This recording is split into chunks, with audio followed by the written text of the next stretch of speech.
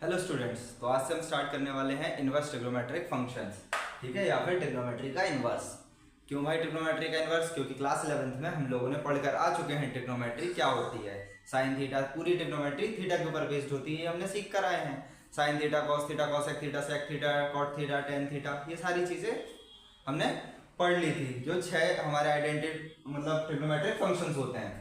अब class 12th में वही आई है, बस उसका इनवर्स आया है यहाँ पर। ठीक है, लेकिन भाई अब क्लास 12th में पढ़ने के लिए सबसे पहली चीज और सबसे जरूरी चीज जो है वो है आपकी क्लास 11th में जितने भी आप लोगों ने पाप कर कर आए हुए हो उनको धोना। तो जाओ भाई क्लास 11th की बुक उठाओ और अपने जो भी पाप कर कर आए हो, जो इग्नोर मार कर आए हो बच्चे ने, बहुत सारे बच्चों ने ट्रिग्नोमेट्री को इग्नोर मारा होगा कि यार कौन करे वो टेबल याद, 60 degree, 30 degree, 45 degree, 0 degree, 90 degree. तो टीचर्स ने ग्राफ भी बनवाए होंगे, साइन का कैसे बनता है, कॉस का कैसे बनता है, टेन का कैसे बनता है, फिर वो वन अपॉन साइन क्या होता है, कॉसेक होता है, कॉसेक क्या होता है, वन अपॉन साइन होता है। फिर हमने सीखी थी कि वैल्यूज़ कैसे निकालते हैं। अगर साइन 360 तक तो हम लोग, चलो 90 डिग्री तक तो हम लोग याद कर लेते थे, लेकिन 90 के बाद आपसे पूछ लिया जाए 135 की वैल्यू बताओ, 360 की वैल्यू बताओ, साइन 720 की वैल्यू बताओ, और कितनी भी वैल्यूज बताओ, हम लोग वो निकालना सीखे थे क्लास 11th में। अब बहुत सारे बच्चों को याद होगी और बहुत सारे बच्चों को याद नहीं होगी। जिन बच्चों को याद नहीं है वो वापस अपनी बुक उठाओ और काम करो। भैया ये तो गलत बात है यार, अभी हम 12th पढ़ रहे हैं, 12th में आ गया, बड़ी मुश्किल से तो 11th छोड़ी थी जैसे तैसे, कि 11th से छुटकारा मिला, परसेंटेज गिरे, पापा ने डांटा, मम्मी ने डांटा। अब 12th में आ गए हैं और 12th में तो बोर्ड का वैसे ही प्रेशर है, आप उस पर भी बोल रहे हो कि जाओ वापस 11th पढ़ो। चलो ठीक है, तो मैं आपको बताता हूँ कि आपको क्या क्या पढ़ना इंपॉर्टेंट है, और प्लस मैं आपको पढ़ाते पढ़ाते कॉन्सेप्ट सिखाऊंगा। देखो मैं स्टार्टिंग में आपको क्लास 11th का पूरा रिवाइज करा के और उसके बाद इनवर्स ट्रिग्नोमेट्री स्टार्ट करूँ, इससे अच्छा है कि मैं आपको पढ़ाता जाऊं क्लास 12th, और साथ साथ जो जो चीज़ें काम में आएंगी वो सारी हम क्लास 11th से उठाते जाएं, और हमारे जो पाप है वो हम धोते जाएं। ठीक है, जो भी हमने गलत काम करके आए हुए हैं, जो हमने छोड़ कर आए हुए हैं हमारी ट्रिग्नोमेट्री को। मैथ्स में मैं जनरली बोलता हूँ कि हम जो चीज़ क्लास 11th में, 9th में, 10th में, ये सब चीज़ें जो हमने टॉपिक्स बंक कर रखे ना, टॉपिक्स को हमने ध्यान नहीं दिया, वो हमारे पाप हैं जो अब हमारे सामने आए हैं। ठीक है, तो सिंपल सी बात है। तो अब हम लोग आज से स्टार्ट करने वाले हैं इनवर्स ट्रिग्नोमेट्रिक फंक्शंस। कुछ चीज़ें आपको ध्यान रखनी है, जैसे वो 9 identity, sine square plus cos square equals to 1।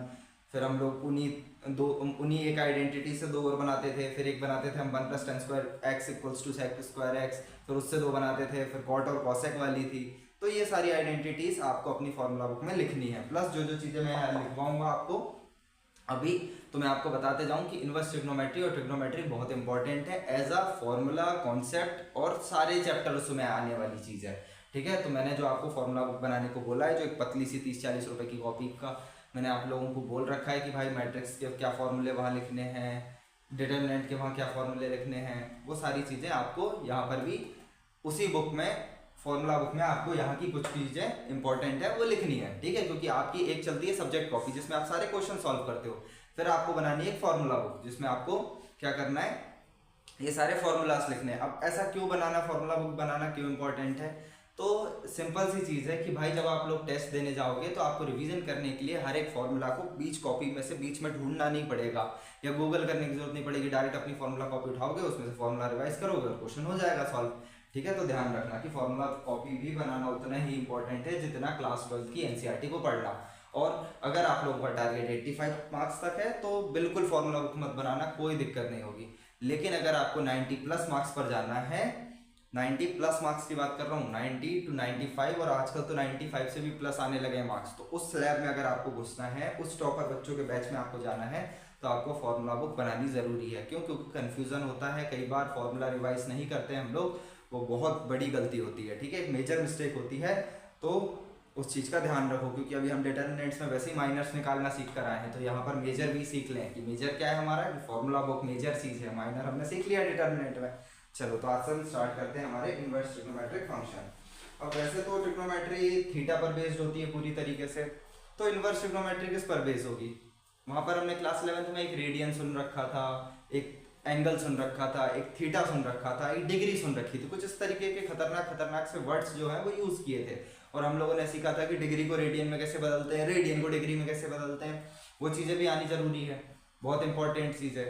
ठीक है, थीटा बाय 180 से मल्टीप्लाई करना, 180 बाय थीटा से मल्टीप्लाई करना, या फिर पाई बाय मतलब उस तरह की चीज़ें हम लोग कर रहे थे कि हम लोगों को अगर किसी रेडियन को, जैसे हमें 2 पाई को हमें किस में बदलना है, डिग्री में बदलना है, तो क्या करेंगे, तो वो सारी चीज़ें आनी चाहिए। अब देखो जैसे तो सिंपल सी बात है कि पाई क्या होता है, पाई होता है 180 डिग्री, ठीक है। पाई बाई 2 क्या होता है, पाई बाई 2 होता है 90 डिग्री। कैसे 90 डिग्री भाई, 180 को डिवाइड कर दिया 2 से। पाई बाई 4 क्या होता है, तो ये सारी चीज़ें छोटी छोटी हैं जो आपको पता होनी चाहिए। पाई बाई 4 कितना होता है, पाई बाई 3 कितना होता है, 60 डिग्री होता है, पाई बाई 6 क्या होता है, वो 30 डिग्री होता है। तो ये सारी चीज़ें आप लोगों को आनी चाहिए, और ये जो है वो जनरली इंपॉर्टेंट चीज़ है। तो उसी तरीके से 2 पाई कितना हो जाता है हमारा, 360 डिग्री हो जाता है, ठीक है। क्या हो जाता है हमारा, 360 डिग्री हो जाता है। हम क्या करते हैं, 2 पाई को सिंपल सी चीज़ है 180 बाय पाई से मल्टीप्लाई कर देते हैं। जब हमको रेडियन को डिग्री में बदलना है तो ये आ जाता है 360 डिग्री, ठीक है। और जब मुझे डिग्री को, जैसे 360 डिग्री को मुझे किस में बदलना है, रेडियन में बदलना है, तो मैं पाई बाय 180 से मल्टीप्लाई कर दूंगा, तो ये खत्म, ये 2 जा, तो ये आंसर आ गया 2 पाई। तो रेडियन टू डिग्री में जाने के लिए, रेडियन टू डिग्री में जाने के लिए 180 डिग्री 180 बाय पाई से मल्टीप्लाई करना होता है, और डिग्री टू रेडियन में जाने के लिए पाई बाय 180 से मल्टीप्लाई करना होता है। तो ये सब आपने क्लास 11th में सीख रखे होंगे। अब देखो मैं सिंपल सी चीज़ है कि आपको पढ़ाते भी जाऊंगा क्लास 12th, और बताते भी जाऊंगा कि कहाँ कहाँ कौन कौन सी चीज़ें क्लास 11th की यूज़ हुई हैं, ठीक है। स्टार्टिंग में पूरा क्लास 11th का पढ़ाऊँ, फिर क्लास 12th का पढ़ाऊँ, तो ऐसे डिफरेंशिएट करना नहीं चाहता हूँ। क्यों, क्योंकि अलग है ही नहीं, दोनों ट्रिग्नोमेट्री और इनवर्स ट्रिग्नोमेट्री एक दूसरे से कनेक्टेड है, ठीक है। फिर हम लोगों ने वहाँ पर साइन का ग्राफ देखा था, कॉस का ग्राफ देखा था, कोसेक का ग्राफ देखा था, सेक का, टेन का, सबके ग्राफ देख कर आए थे। भैया वो ग्राफ तो याद होते नहीं है, कैसे याद कर लें। तो ग्राफ देखो, ग्राफ एक ऐसी चीज़ है कि जहाँ पर भी मैथमेटिक्स टफ लगने लगे ना, वहाँ पर ग्राफ डाल दो तो बहुत आसान हो जाती हैं चीज़ें, विजुअलाइज कर पाते हैं हम मैथमेटिक्स को ग्राफ्स की मदद से। ग्राफ याद करना ज़रूरी नहीं है, बस एक आसान तरीका है मैथ्स को समझने का, मैथ्स को फील करने का। इसलिए कोशिश किया करो कि कुछ ग्राफ अपने दिमाग में बैठा लो, ठीक है। जैसे e की पावर x का ग्राफ होना चाहिए, log x का ग्राफ होना चाहिए, ये सब आपकी फॉर्मूला बुक में होने चाहिए। कौन कौन से होने चाहिए, आप लोग ट्राई करना कि ये सारे फॉर्मूला, ये सब के ग्राफ आपके बुक में होने चाहिए। और बाकी एक वीडियो में ऐसा बनाऊंगा जिसमें सबके ग्राफ आपको बता दूंगा, log x, e की पावर x, सारे ट्रिग्नोमेट्रिक फंक्शन के, सारे इनवर्स ट्रिग्नोमेट्रिक फंक्शन के, ठीक है। मॉड x का ग्राफ, मॉड x का ग्राफ तो बहुत आसान है, ये बन गया मॉड x का ग्राफ, ये आएगा, ये गया, क्यों भाई, ये देखो शार्प एज बन रही है, ठीक है। तो मॉड x का ग्राफ हो गया, log x का ग्राफ हो गया, e की पावर x का ग्राफ हो गया, y इक्वल टू x का ग्राफ, पैराबोला कैसे बनते हैं, हाइपरबोला क्या होते हैं, एलिप्स क्या होता है, ठीक है। तो ये सारी चीजें आपको इन सब के ग्राफ बनाने आने चाहिए, ठीक है। और कुछ कुछ प्रॉपर्टीज याद होनी चाहिए, क्यों, क्योंकि अभी हम आगे जो चैप्टर्स पढ़ने वाले हैं उनमें ये सारी चीजें काम आएगी। तो आप लोग ये सब लिखें और अपनी फॉर्मूला बुक में इनके ग्राफ बनाएं। उसके बाद मैं आपको एक वीडियो जरूर दूंगा जिसमें कि मैं इन सारे ग्राफ्स को एक्सप्लेन करूंगा, सारे ग्राफ्स को बनाऊंगा, ठीक है। क्योंकि मैथमेटिक्स को अगर पढ़ना है तो ये ड्राइंग, थोड़ी सी जो मैथमेटिकल ड्राइंग है वो हमें सीखनी पड़ेगी, ठीक है। चलिए, तो आज हम लोग सबसे पहले तो क्या करेंगे,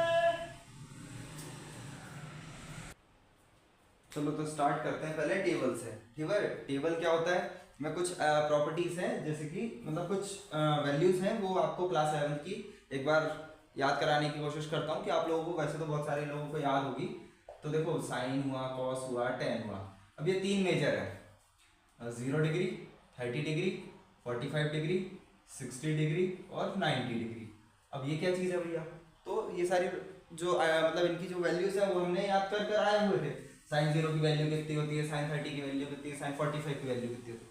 मैं चलो आपको एक छोटी सी सिंपल सी ट्रिक देता हूँ इन तीनों की याद करने की। कैसे, आपने ये लिख लिया, अब आप एक काम करो, 0 1 2 3 4 लिख लो, ठीक है। यहाँ तक तो आई थिंक किसी को कोई भी दिक्कत नहीं होगी। चलो सबके नीचे 4 से डिवाइड कर दो, कर देते हैं। क्यों भाई, क्योंकि हम 4 तक गए ना 90 डिग्री पे, तो 4 से डिवाइड कर दिया। मैं आपको याद करने की ट्रिक सिखा रहा हूँ, ठीक है। क्योंकि ऐसे अगर कभी कभार भूल जाओ या कंफ्यूजन हो जाए तो इस तरह से करके देख लो। अब सब पे अंडर रूट लगा लो, लग गया अंडर रूट, ठीक है। बस यही हमारी सारी वैल्यूज हैं। अरे भैया एक ऐसी बात कर रहे हो आप, साइन 90 की वैल्यू 1 होती है, साइन 0 की वैल्यू 0 होती है, साइन 30 की वैल्यू 1/√2 होती है, साइन 45 की नहीं, साइन 30 की वैल्यू 1/2 होती है, साइन 45 की वैल्यू 1/√2 होती है। ये तो कुछ और लिखा है, आप तो कुछ और सिखा रहे हो, गलत पढ़ा रहे हो आप। नहीं नहीं, अगर आप लोग ध्यान से देखोगे तो ये सब वही कुछ लिखा है। देखो, क्योंकि 0 को किसी चीज़ से भी डिवाइड करो, उसके ऊपर अंडर रूट लगाओ, कोई फर्क नहीं पड़ता है। 1/4 तो अंडर रूट 2 ध्यान से देखो ये कितना हो जाएगा 1/2 हो जाएगा। क्यों भाई? क्योंकि 1/4 का अंडर रूट स्क्वायर रूट क्या होता है? 1/2 होता है। ठीक है, अब अगर मैं इस पे लगा दूं तो ये देखो ये तो भैया थोड़ी सी अजीब दिख रही है यार, √2/2 का स्क्वायर उसके ऊपर अंडर रूट, इस तरह से लिख सकता हूँ ना। तो मैं एक काम करता हूँ, इसको काट देता हूँ। ये ऐसी तो कोई वैल्यू मैंने अभी तक देखी ही नहीं है। अगर एक चीज ध्यान से देखोगे तो मैं क्या कर सकता हूँ, √2 तो ठीक है, 2 को क्या लिख सकता हूँ, √2 × √2 लिख सकता हूँ, कोई दिक्कत है क्या? क्यों? क्योंकि 2 2 क्या होगा 4 होगा, वो 4 होगा तो अंडर रूट लगा हुआ है उस पर, तो 2 ही हो जाएगा वापस। हाँ तो बिल्कुल 2 के पास क्या होते हैं, तो अंडर रूट 2 होते हैं कि नहीं होते हैं? होते हैं भैया। ये लो, इससे ये काट दिया तो आंसर क्या आ गया 1/√2। अरे ये तो हमारी वैल्यू ही आ गई। तो इसको क्या लिख सकता हूँ मैं, 1/√2 लिख सकता हूँ। अब √3/2 इसका तो सिंपल सी चीज है। कैसे भैया? ये तो हमें आता है, हम भी सीख के आए हैं। तो ये क्या हो जाएगा √3 और 4 का तो डायरेक्ट 2 बाहर आ जाएगा, और इसको इससे काट दूंगा तो 1 के ऊपर अंडर रूट लगाओ तो कोई फर्क पड़ता ही नहीं है। अब अगर आप लोग ध्यान से देख पा रहे होंगे तो आपकी सारी वैल्यूज यहाँ पर बन गई हैं साइन की। चलो भैया, अब साइन की तो बन गई है, तो अब तो वही बेसिक फंडा है, उधर से लिखना चालू करो। 1 को इधर लिखो, फिर इसको इधर लिखो, फिर ये तो इधर ही आ जाएगा, फिर इसको इधर लिखो और इसको जाकर इधर लिख दो, कोई दिक्कत नहीं। भैया ये भी याद हो गई। साइन की कितनी आसान थी, 1 2 3 4 की गिनती लिखनी थी, 4 से डिवाइड करना था और उसके बाद रूट लगाना था। ठीक है भैया, इस तरह से भी कर सकते हैं, पहले रूट लगा दो और उसके बाद 2 से डिवाइड कर दो, बिल्कुल कर सकते हो आप, कोई दिक्कत नहीं है। तो आप लोगों की जैसी इच्छा हो, जैसी मर्जी हो, वैसे कर सकते हो। और कॉस में क्या करना है आपको, यहाँ से पलटा के लिखाना है। मतलब इसको ये देखो, ये यहाँ गया, ठीक है, ये यहाँ आ गया, ये यहाँ आ गया, ये यहाँ गया, ये यहाँ गया, मतलब बिल्कुल क्रॉस उल्टा चलता है थोड़ा सा। ठीक है, अब भैया साइन और कॉस में तो हम लोगों ने बचपन में मतलब 10th में पढ़कर आए थे कि tan क्या होता है, tan होता है sin बाय cos, और cot क्या होता है, cos अपॉन sin, और क्या होता है sin क्या होता है 1/cosec, और इसी का उल्टा क्या होता है कि cosec क्या होता है, cosec होता है 1/sin। cos क्या होता है भैया, cos होता है 1/sec, और sec क्या होता है 1/cos। यहाँ तक तो ठीक है। तो tan क्या होता है, tan होता है 1/cot, और cot क्या होता है 1/tan। तो ये सारी चीज अपने बुक में लिख लेना। तो चलो, तो अब देखो tan क्या होता है sin अपॉन cos, तो 0/1 लगाते जाओ, 0/1 0, 1/2 अपॉन √3/2, 1/2 अपॉन √3/2। भैया ये तो कुछ खतरनाक आ गया। अरे तो सिंपल सी चीज है, क्लास 12th में हम लोग 1/2 इंटू पलट कर हो जाता है ये √3/2। ये तो आप लोगों ने सीखा है कि डिवाइड में जब ये ऊपर जाता है तो झूला कैसे ऊपर जाता है, जो चीज नीचे होती है वो ऊपर चली जाती है और जो चीज ऊपर होती है वो नीचे हो जाती है। तो बस इससे कट गया तो ये आ गया 1/√3। अब इसमें कई बार बच्चे कंफ्यूज होते हैं, मैं बताता हूँ आपको। 1/√2 से 1/√2 तो खत्म 1 ही हो जाएगा, इसका क्या हो जाएगा, इसका √3 हो जाएगा। देखो √3 से इसको जब मैं रखूंगा √3/2 अपॉन 1/2 तो ये ऊपर जाएगा तो 2 से 2 कैंसिल, √3। और 1/0 हमने बचपन से लेकर आज तक पढ़कर आए हैं कि भाई किसी के नीचे भी अगर 0 आता है तो क्या चीज हो जाती है, वो नॉट डिफाइंड हो जाती है। तो ये हो गया हमारा नॉट डिफाइंड। अब बता, कई बार होता है कि भैया इसमें कंफ्यूजन आती है ये दो चीजों में कि √3 कहाँ 30 डिग्री पर लिखें कि 1/√3 लिखें। ठीक है, तो इस चीज का कंफ्यूजन मैं आपको मिटाता हूँ। कैसे, देखो ध्यान से, 1/√3 बड़ा होगा कि √3 बड़ा होगा, ध्यान से देखो। 1/√3 बड़ा होगा कि 1/√3 बड़ा होगा कि √3 बड़ा होगा। √3 की वैल्यू क्या है 1.732, ठीक है, और 1/√3 की वैल्यू भाई कुछ भी होगी 0 1 से तो छोटी होगी ना हमेशा। क्यों? क्योंकि भाई 1 को √3 डिवाइड कर रहा हूँ, √3 की वैल्यू तो ऑलरेडी 1.732 है, मतलब छोटे नंबर को बड़ा नंबर डिवाइड कर रहा है, छोटे नंबर को बड़ा नंबर डिवाइड कर रहा है, तो आंसर में तो 0 पॉइंट आएगा। तो ये देखो, ये भी तो देखो 30 डिग्री छोटा है और 60 डिग्री बड़ा है, तो 30 डिग्री पर छोटी वैल्यू मतलब 1/√3, 60 डिग्री पर बड़ी वैल्यू यानी कि √3। तो इस तरह से हम लोग याद कर सकते हैं। अब हमने ये साइन कॉस और टेन के तो याद कर लिए, मुझे उम्मीद है ये वाले सब लिख लिए होंगे आपने। अब भैया वो कॉसेक सेक और वो और बता दो, क्योंकि वो तो पता नहीं किस दुनिया से आते हैं, वहां तो हम बहुत ज्यादा कंफ्यूज होते हैं। ठीक है, तो चलो वो भी देख लेते हैं। किस तरह से देखेंगे, पहले कर लेते हैं हम कॉसेक, फिर करते हैं सेक और फिर करते हैं कॉट। अब भाई कॉसेक क्या होता है 1/sin होता है, ये तो हमने अभी सीख कर आए हैं। और सेक क्या होता है 1/cos होता है, और कॉट क्या होता है 1/tan होता है। देखो ये चीजें तो कुछ बच्चों को याद होगी और कुछ बच्चों को याद नहीं होंगी, लेकिन मैं सबको साथ लेकर चल रहा हूँ, सबको पढ़ा रहा हूँ, तो इस कारण से ये चीजें आपको बताना चाहता हूँ, क्योंकि ये इंपॉर्टेंट होती हैं। कई बार हम इनकी वैल्यूज भूल जाते हैं, ठीक है, तो ध्यान रखना। और अगर मैं आपको लिख दूं, ठीक है, अभी पता आप लोग कुछ जगह कंफ्यूज हो गए कि साइन एक्स क्या है और साइन 90 क्या है। तो भाई साइन 90 की एक वैल्यू होती है, मतलब वो कांस्टेंट चीज होगी। तो वहां पर आप लोग बहुत ज्यादा कंफ्यूज होने वाले होंगे, बहुत ज्यादा तो नहीं लेकिन हाँ कुछ बच्चे होते हैं, मैंने देखा है कुछ बच्चों को कंफ्यूज होते हुए। ठीक है, चलो अब अगर इतना समझ आ गया है तो मुझे लगता है, मुझे उम्मीद है यहाँ तक कि आप लोग बाकी की वैल्यू तो खुद से निकाल लोगे। नहीं यार भैया फिर से आप सिखा दो, थोड़ा सा आसान होगा। अब देखो साइन क्या होता है, कोसेक क्या होता है, 1 साइन। तो जो वैल्यू जहां है बस उसको 1 में भेज जाओ। तो देखो ये 1/0 मतलब नॉट डिफाइंड हो जाएगा। क्यों भाई, क्योंकि 1/0 तो हमने पढ़ रखा है ना, नॉट डिफाइंड। 1/2 को 1 के नीचे भेज दो, तो 1 के पहले 1 आता है और फिर 1/2 आता है। तो एक्चुअली में ये पलट के जाता है, तो वैल्यू क्या हो जाएगी, 2 हो जाएगी। हर चीज को पलटा दो चाहो तो √2 हो जाएगा इसकी वैल्यू, इसकी वैल्यू 2/√3 होगी और इसकी वैल्यू 1/1 मतलब 1 ही होगा। ये हो गई। अब सेक का करते हैं, तो सेक में कॉस को पलटा दो, चाहो तो कॉस को पलटा दो या तो कॉसेक का उल्टा लिख दो। कैसे, ये 1, ये 2/√3, ये √2, ये 2 और नॉट डिफाइंड। ये चीज हो गई भैया, सेक भी याद हो गया। tan और बता दो, तो tan को भी बस ऐसा लिखा हुआ है, इधर से लिखना चालू कर दो। मतलब ये हो गया नॉट डिफाइंड, ये हो गया √3, ये हो गया 1, ये हो गया 1/√3 और ये हो गया 0। तो ये बन गया आपका पूरा ट्रिग्नोमेट्रिक टेबल। और ये वाली वैल्यूज आपको याद होनी चाहिए, मतलब ये चीजें याद होनी चाहिए, प्लस इनके साथ साथ ये जो चीजें हैं ये भी आपको याद होनी चाहिए, क्योंकि ये काम आएंगी अभी। चलो, तो अभी हमने सीखा कि ट्रिग्नोमेट्रिक टेबल कैसे बनाते हैं, इसी को हम ट्रिग्नोमेट्रिक टेबल बोलते हैं। तो आप लोगों को ये याद होना चाहिए। ठीक है, फिर इसके बाद जो खतरनाक चीज आती है वो आती है डोमेन रेंज।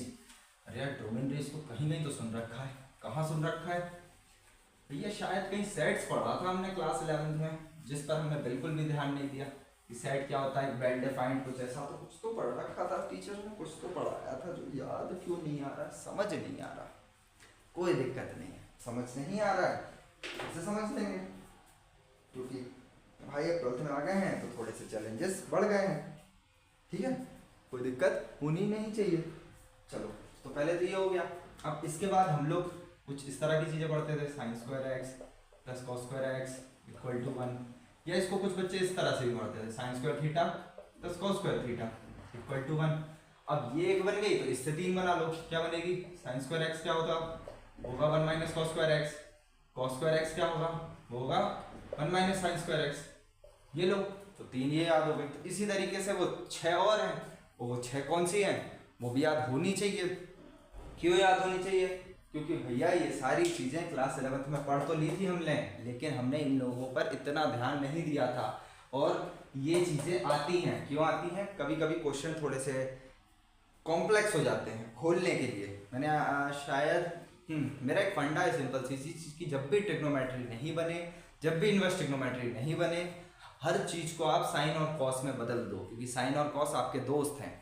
कहीं ना कहीं तो आप प्रूफ कर ही लोगे। मैं क्या बोल रहा हूँ, जब भी कोई चीज़, जहाँ भी आप लोग फंसो, कुछ समझ नहीं आए कि कुछ प्रूफ करना और क्या दिक्कत है, तो आप लोग हर चीज़ को क्या करो, साइन और कॉस में बदल दो। साइन और कॉस में बदलोगे तो बहुत आसान हो जाएंगी चीज़ें। ठीक है, तो चलो, अब ये तो हमने 3 लिख ली हैं, बाकी की 6 और लिख लेते हैं। चलो बाकी की 6 कैसे लिखते हैं फटाफट से देख लेते हैं। ठीक है, फिर उसके बाद आगे बढ़ेंगे। तो बाकी की याद होगी आपको, 1 + tan² x क्या होता है, sec² x होता है। अब भैया इससे तो हम लोग क्या करेंगे, बाकी की बना लेंगे, जैसे tan² x sec² x - 1, एक क्या हो जाएगा sec² x - tan² x = 1। तो ये हो गई। अब बाकी की 3 और बची हैं, तो बाकी की 3 और देख लेते हैं। बाकी की 3 क्या होती हैं, 1 + cot² x = cosec² x। भाई ये सी फैमिली टाइप है। ठीक है, तो अभी मैं आपको बताऊंगा एक सी फैमिली क्या होती है। cot² x - cosec² x, नहीं cosec² x - cot² x = 1। ठीक है, यहाँ पर सही लिख रखा है क्या मैंने, sec² x मैंने, हाँ बिल्कुल सही लिख रखा है। ठीक है, फिर एक ये हो गई और एक क्या हो जाएगी 1 - नहीं इसको यही रहने दो, हाँ वो क्या हो जाएगी, हो जाएगी cot² x = cosec² x - 1। तो ये हमारी हो गई टोटल 9 आइडेंटिटीज जो हमने क्लास 11th में सीखी थी। ठीक है, और सीखी थी तो ये भैया फॉर्मूला बुक में चली जानी चाहिए, क्योंकि ये इंपॉर्टेंट है। ठीक है, तो मुझे उम्मीद है कि ये सारी आप लोग लिख लोगे और क्लास 11th में याद की हो नहीं की हो कोई दिक्कत नहीं है, लेकिन क्लास 12th में याद कर लेना। क्यों कर लेना? क्योंकि भाई 12th की मार्कशीट हर रिश्तेदार आपसे फ़ोन करके पूछेगा कितने मार्क्स आए, कितने परसेंटेज बने, तो ध्यान रखना, ठीक है? कि भाई उन लोगों के सामने आपके पापा मम्मी एक्सक्यूजेस नहीं दें कि यार मेहनत करा था बच्चे ने मेहनत की थी लेकिन मार्क्स नहीं आए, परसेंटेज नहीं बने, कोचिंग्स नहीं थी। ऐसी कोई दिक्कत नहीं है, क्योंकि आज की दुनिया में इंटरनेट है, सबके पास स्मार्टफोन्स हैं जिससे हर बच्चा हर तरह से पढ़ सकता है, ठीक है? तो ध्यान रखना कि ये एक्सक्यूजेस अब नहीं चलेंगे। और क्यों अपने मम्मी पापा को एक्सक्यूज़ बनाने के लिए मौका दो? एक साल की बात है, अच्छे से पढ़ लेते हैं, अच्छे मार्क्स ले आते हैं, फिर उसके बाद कौन पूछता है? कॉलेज में कौन पूछेगा? कोई नहीं पूछता कि क्या कर रहे हो क्या नहीं कर रहे हो, ठीक है? फिर 3-4 साल बाद वो फेज़ आता है, लेकिन क्लास 12th में सब लोग पूछते हैं कि कितने मार्क्स आए। तो उस चीज़ के लिए ध्यान रखना, ठीक है? क्यों? क्योंकि भाई जो कुछ खतरनाक वाले आपके रिश्तेदार होंगे ना, उनको भी तो जवाब देना है कि मेरे 90% आए, 95% आए, इस तरह से। तो अच्छे परसेंट आने चाहिए और पढ़ लो थोड़ा सा, ठीक है? चलो, तो अब ये भी हो गया। अब भैया हम लोगों ने कुछ एक चीज़ पढ़ रखी थी, ये बना लेना अपनी कॉपी में। क्या होता है? ऑल, साइन, टेन, कॉस, ये क्या होता है? तो इसको याद करने का तरीका है आफ्टर स्कूल टू कॉलेज।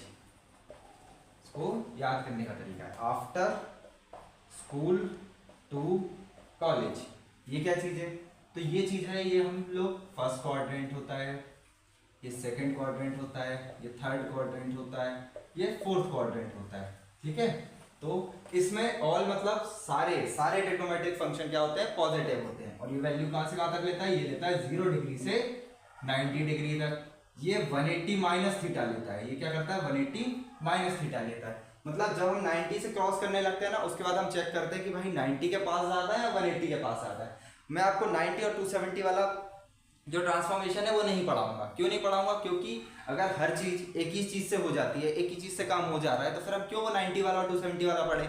क्यों? क्योंकि वो थोड़ा सा टफ भी है, उसमें हमें फंक्शंस को भी चेंज करना होता है। लेकिन 180 और 360 में हमें फंक्शन को चेंज नहीं करना है, हमें सिर्फ क्वाड्रेंट देखना होता है कि भाई किस क्वाड्रेंट में, और खत्म हो जाता है। तो 90 और 270 वाला जिन भी बच्चों ने कर रखा है, आता है, बहुत अच्छी बात है। और जिनको नहीं आता, टेंशन वाली बात नहीं है, आपके लिए बहुत और अच्छी बात है। क्या कि आपको कन्फ्यूजन क्रिएट नहीं होगा। 180 माइनस थीटा, ये क्या होता है? ये होता है 180 प्लस थीटा। और ये क्या होता है? ये होता है 360 माइनस थीटा। और फिर हमारी साइकिल वापस चलने लगती है, तो इसे हम कह देते हैं 360 प्लस थीटा। और ये फिर हमारा सर्कल जो है वो घूमता रहता है, साइकिल पेडल मारते रहते हैं और चलती रहती है। तो ये सिंपल सी चीज़ है। चलो, तो आप लोगों ने सीख लिया कि यहाँ पर क्या होते हैं? सारे फंक्शंस पॉजिटिव होते हैं। यहाँ कौन होता है? साइन थीटा पॉजिटिव होता है। थर्ड क्वाड्रेंट में कौन पॉजिटिव होता है? Tan theta. और फोर्थ क्वाड्रेंट में कॉस थीटा। और इसी तरीके से हम लोग किसी भी वैल्यूज को निकाल सकते हैं। जैसे अगर मैं आपको बोलूँ कि 765 डिग्री की वैल्यू निकाल कर बताओ, कॉस 765 डिग्री की वैल्यू निकाल कर बताओ, तो वैसे तो कुछ बच्चों का पेन चलने लगा होगा, लेकिन मैं आप लोगों के लिए और बता देता हूँ कि चेक करें कैसे करें। अब इसकी वैल्यू तो हमने याद की नहीं, हमने कहाँ तक याद की? 0 से 90 डिग्री तक याद की है। तो ये 765 की वैल्यू कैसे याद करेंगे? तो यार 90 90 90 90, देखो ध्यान से कि हर फंक्शन क्या है? हर ट्रिग्नोमेट्रिक फंक्शन एक पीरियोडिक फंक्शन है। कैसे पीरियोडिक फंक्शन है? क्योंकि हर एक पीरियड के बाद वो अपने आप को क्या कर लेता है? वापस से घुमा लेता है, साइकिल उसी जगह आ जाती है, वहीं से स्टार्ट करता है। और उनके हर एक के पीरियड्स होते हैं। क्या पीरियड्स होते हैं? पीरियड मतलब एक सर्कल वो कब कंप्लीट कर लेते हैं, तो वो उनके पीरियड्स होते हैं कि वो वापस से वही वैल्यूज लेना चालू कर देता है, ठीक है? तो किस तरह से होते हैं पीरियड्स, मैं वो भी बता देता हूँ आपको। साइन का पीरियड होता है 2 पाई, लिख लो ये पीरियड ऑफ साइन। वैसे तो आपको इतनी जरूरत नहीं पड़ेगी इस चीज की, लेकिन पता होना चाहिए पीरियड ऑफ साइन क्या होता है, पीरियड ऑफ कॉस क्या होता है, 2 पाई होता है, पीरियड ऑफ टेन क्या होता है, पाई होता है। अब ये कैसे होता है ये मैं अभी आपको बताऊंगा। और इसी तरीके से कॉसेक सेक और कॉट के भी होते हैं, वो इन्हीं के अपोजिट होते हैं। ये इनका मतलब मैं आपको जब अभी ग्राफ बनवाऊंगा ना तब समझाऊंगा ये क्या होते हैं, क्यों होते हैं, ठीक है? तो चलो हम लोग कॉस 765 डिग्री की वैल्यू, यार लाइट चली गई है, चलिए 2 मिनट का ब्रेक लेते हैं। चलिए, तो हम सीख रहे थे cos 765 की वैल्यू निकालना। किस तरह से निकालेंगे? अब मुझे इसमें से साइकिल चलानी है। कैसे चलानी है? 765 डिग्री के अंदर मुझे साइकिल चलानी है। इसको एक साइकिल की तरह लिखना है। और एक साइकिल कितनी होती है? एक साइकिल अगर कंप्लीट होती है तो तब वो 360 डिग्री का क्या करता है? पूरा राउंड कंप्लीट कर लेता है। उसके बाद वापस से सेकंड वैसी की वैसी वैल्यूज लेना चालू कर देता है। तो मुझे इसको इसी तरह से लिखना है। तो मैं अगर ध्यान से देखो, मैं 765 में से अब मैं क्या करता हूँ, अब देखो मैं एक सिंपल सी बात कहता हूँ कि एक साइकिल निकालो और फेंक दो बाहर, एक साइकिल निकालो और फेंक दो बाहर। तो अब एक साइकिल देखो, इसमें से मैं क्या करूंगा, सबसे पहले 360 डिग्री को क्या करूंगा, माइनस करूंगा। माइनस किया तो ये बचेगा 5 0 और 405, मतलब एक 360 तो फेंक दिया बाहर। क्यों फेंक दिया बाहर, क्योंकि अब इसका कोई काम ही नहीं होता। जब साइकिल घूम के वापस आ जाती है एक जगह, तो वहीं से सेम वैल्यूज लेने लगता है। ठीक है, फिर से एक काम करो, अभी भी इसमें से क्या 360 माइनस हो सकता है, हाँ हो सकता है। जब तक 360 माइनस होते जाए तब तक क्या करो, इसमें से चीजें निकाल कर फेंकते जाओ। तो देखो हमने फिर 360 माइनस किया, तो देखो फिर से 45 डिग्री आ गया। अरे तो दो साइकिल बनी थी, मतलब पहला एक राउंड मारा इसने, फिर दूसरा राउंड मारा, और फिर ये 45 कहीं यहाँ तक आया होगा। तो एक्चुअली में ये यही कर रहा था, क्या कर रहा था, पहली साइकिल फिर दूसरी साइकिल और फिर तीसरी साइकिल पर यहाँ आकर ये दिया। तो अब मुझे इसकी वैल्यू बतानी है एक्चुअली में, तो मैं इसको इस तरह से लिख सकता हूँ, cos 360 degree plus 360 degree plus 45 degree. अब आप लोगों को इतना सब कुछ लिखने की जरूरत नहीं है, बस मैं आपको ये सिखा रहा हूँ। क्यों सिखा रहा हूँ, क्योंकि आपको अच्छे से समझ आए। आप इसको डायरेक्ट ऐसे भी लिख सकते थे, cos 45, खत्म बात।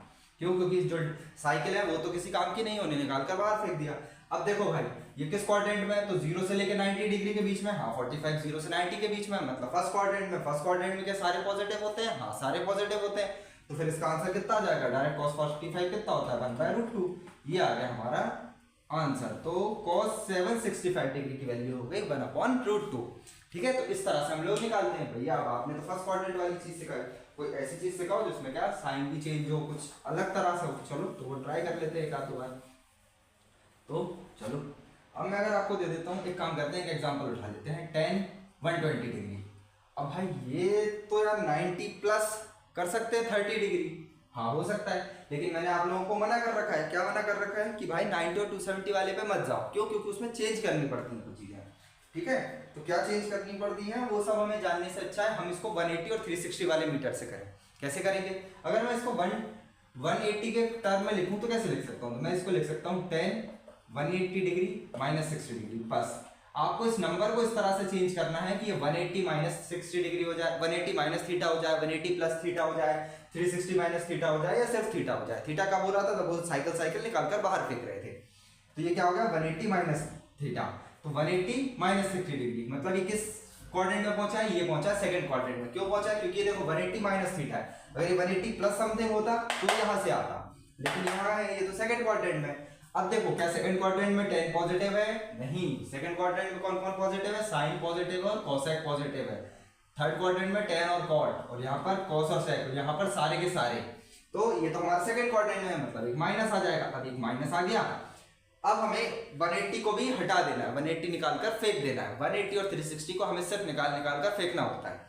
तो हमने इस 180 को हटाओ, सीधा tan 60 की वैल्यू बताओ, तो tan 60 की वैल्यू मतलब 60 डिग्री बड़ी वैल्यू है, मतलब √3 की 1/√3, तो आंसर आएगा √3, क्योंकि √3 बड़ा होता है 1/√3, तो ये है आपका आंसर।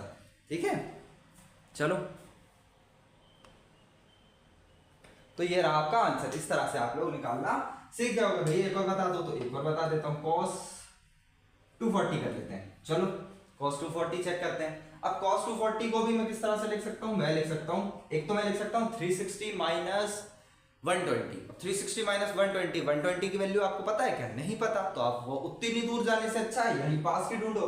तो अगर ध्यान से देखो तो मैं इसको ऐसे लिख सकता हूँ, 180 डिग्री प्लस 60 डिग्री। हाँ चलो, अब 180 को तो बाहर फेंकना है, 360 को तो बाहर फेंकना है, ये तो हमारे किसी काम के नहीं है। तो बस अब हम ध्यान से देखो मैंने किस तरह से लिखा है, किस फॉर्म में लिखा है मैंने 180 प्लस थीटा, मतलब यहाँ कौन पॉजिटिव होता है, थर्ड क्वाड्रेंट में। थर्ड क्वाड्रेंट में होता है tan और cot पॉजिटिव, cos तो पॉजिटिव नहीं होता है, तो cos पॉजिटिव नहीं होता तो एक माइनस आ जाएगा, और cos 60 की वैल्यू, तो cos 60 की वैल्यू होती है 1/2। ये रहा आपका आंसर। ठीक है, तो इस तरह से हम लोगों ने क्लास 11th में सीख कर आए थे। अब इसका इतना ज्यादा काम यहाँ पर नहीं आएगा, लेकिन थोड़ी जगह पर कुछ जगह काम है, तो इसलिए मैंने आपको ये चीज सिखा दी, और आपके जो पाप है वो आप भूल गए होगे अब तक कि हाँ भाई ये सारी चीजें भी सीखनी जरूरी है, क्योंकि अभी आगे कुछ क्वेश्चन आएंगे मल्टीपल चॉइस में पूछ लिया जाता है। फिर एक बताया था मैंने आपको ऑड फंक्शन क्या होता है, इवन फंक्शन क्या होते हैं। तो ऑड फंक्शन और एक होता है इवन फंक्शन।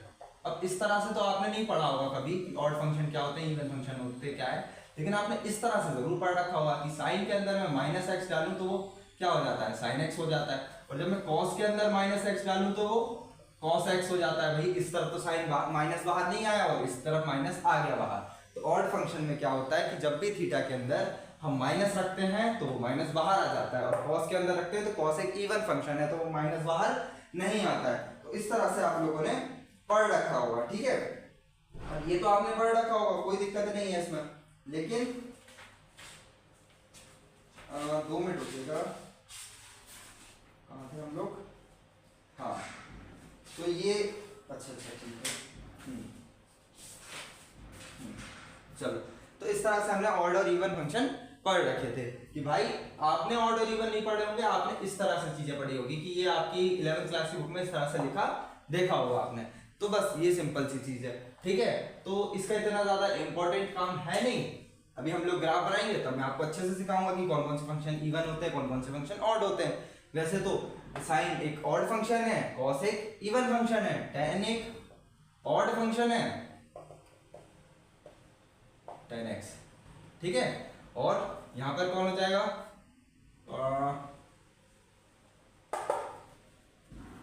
साइन हो गया, कॉस हो गया, tan हो गया, sec।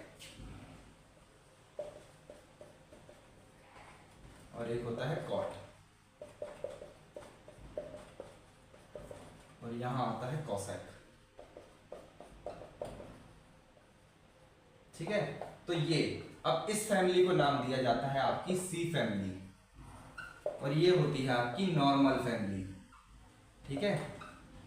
क्या लिख रहा हूँ फैमिली की स्पेलिंग? FAMILY, ठीक है। ये होती है आपकी नॉर्मल फैमिली, ये होती है आपकी सी फैमिली। सी फैमिली इस तरह से क्यों होती है? क्योंकि देखो भाई सारे इवन फंक्शन है, ठीक है। अब भैया ये कॉसेक इधर आना था तब जाके 3C बनते, तो ये सारा पैटर्न अपने दिमाग में मत चलाना फालतू का, अपने दिमाग से कुछ भी नहीं बनाना। सी फैमिली है, बस उन लोगों ने अपने जो एक और छोटे बच्चे हैं उसका नाम बदल दिया और सी की जगह उन्होंने एस से रख दिया। तो ये सी फैमिली होती है जिसमें अंदर हम माइनस रखते हैं तो बाहर माइनस का फर्क नहीं पड़ता। और ये हमारी नॉर्मल फैमिली होती है जिसमें अगर हम माइनस नेगेटिव लोग भेजें तो वो पूरी फैमिली को क्या करते हैं? नेगेटिव कर देते हैं। अब हम यहाँ जब रेडियन में सीखेंगे तब मैं आपको सिखाऊंगा कि यहाँ पर इधर थोड़ा सा एक वेरिएशन आता है, तो ये भी आप अपनी कॉपी में लिख लेना। चलो, तो ये भी हो गया भैया नॉर्मल फैमिली क्या होती है, सी फैमिली क्या होती है। ये मैंने मेरे मन से बनाया है कि सी फैमिली और नॉर्मल फैमिली, वैसे तो जनरली आपको डायरेक्ट पढ़ा दिया जाता है, ठीक है, याद करने के लिए बस कि सी फॉर क्या होता है। तो उस तरीके की चीज़ है कि भाई आपके दिमाग में बैठ जाए, ठीक है।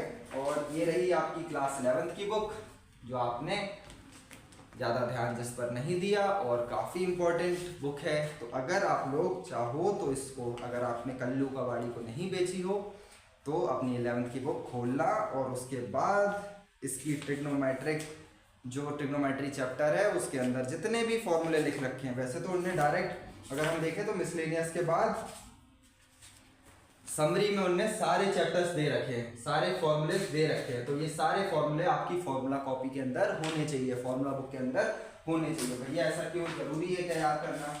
तो जरूरी तो याद करना नहीं है, नहीं भी कर सकते हो।